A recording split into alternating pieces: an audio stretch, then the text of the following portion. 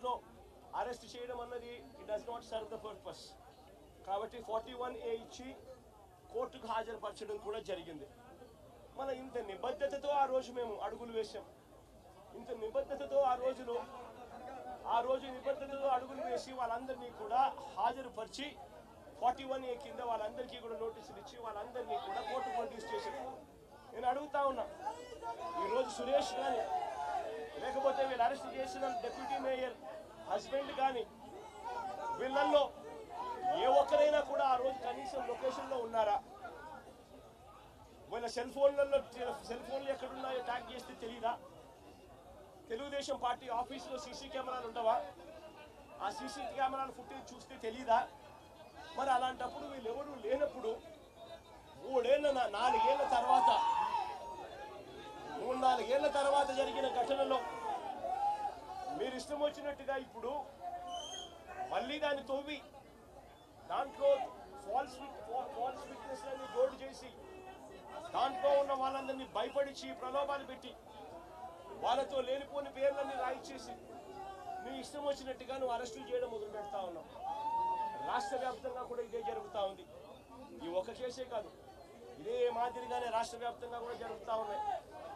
పోలీసులు ఏ స్థాయికి దిగజారిపోతా ఉన్నారు అని అంటే అటువంటి పాత కేసులలో కావాలని వీళ్ళే తప్పుడు సాక్ష్యాలు క్రియేట్ చేస్తూ ఉన్నారు. విట్నెస్లను వీళ్ళే బెదిరించి వీళ్ళే ప్రలోభ పెట్టి వీళ్ళే తప్పుడు పేర్లు ఇరికిచ్చి వీళ్ళే కేసుల్లోకి తీసుకొచ్చే కార్యక్రమం చేస్తూ ఉన్నారు.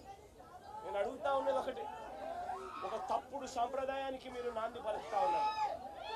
ఇదే గన కొనసాగితే నేను చెప్తా ఉన్నా, మీ ప్రభుత్వం ఎల్లకాలం ఉండదు.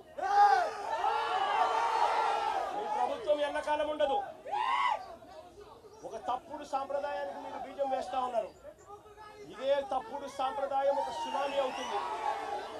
రేపొద్దున మీ నాయకులందరికీ కూడా ఇదే గతి పడుతుంది. ఇదే జైల్లోనే మీరంతా కూడా ఉంటారు.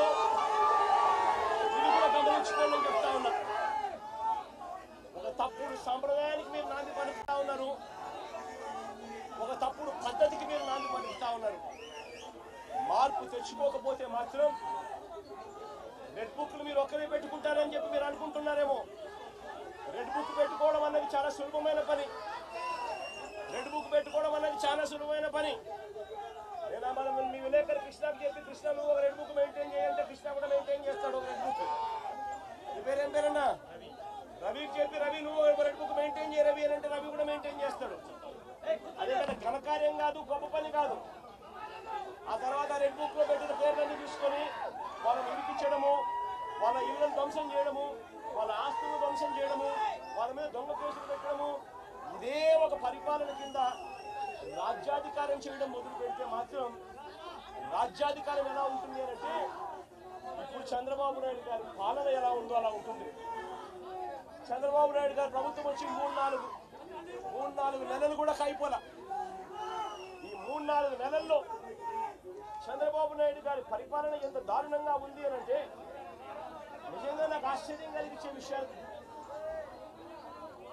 ఆశ్చర్యం కలిగించే విషయాలు కనిపిస్తాయి. ఇదే పెద్ద మనిషి చంద్రబాబు నాయుడు గారు ఎంత రెడ్ బుక్ పాలనలో నిమగ్నమై ఉన్నాడు అని అంటే, పరిపాలన ఎంత గాలికి వదిలేశాడు అని అంటే, ఇదే పెద్ద మనిషి చంద్రబాబు నాయుడుకు తుఫాను వస్తా ఉంది అని సంకేతం తెలుసు.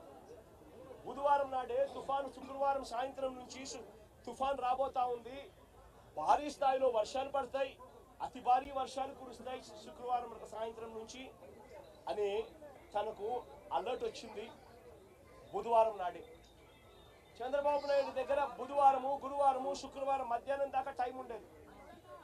కానీ చంద్రబాబు నాయుడు గారు అనే వ్యక్తి ఎంతగా ఈ మనిషి రెడ్ బుక్ పాలన మీద ధ్యాస పెడతా ఉన్నాడో తప్ప ప్రజల మీద, ప్రజల అగసాట్ల మీద ధ్యాస పెట్టడం లేదన్నదానికి ఇదే నిదర్శనం.